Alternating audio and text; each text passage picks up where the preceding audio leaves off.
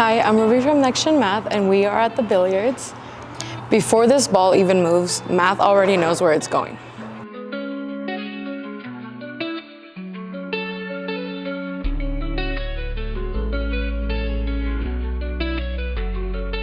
Take a second and predict what will happen when it hits the side of the table. Which direction will it bounce?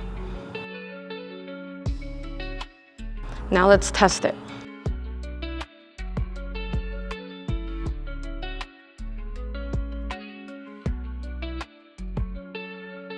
Most people think billiards is all about skill and practice, but underneath every shot, there's geometry quietly doing work in the background. When a billiard ball hits the side of the table, it follows the law of reflection.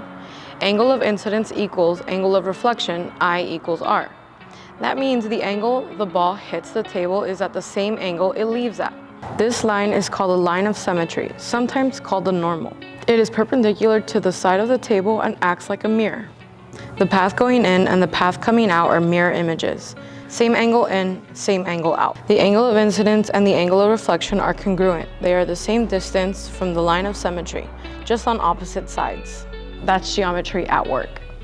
Thanks for watching Math in the Wild. Where else do you think reflection like this shows up in the real world?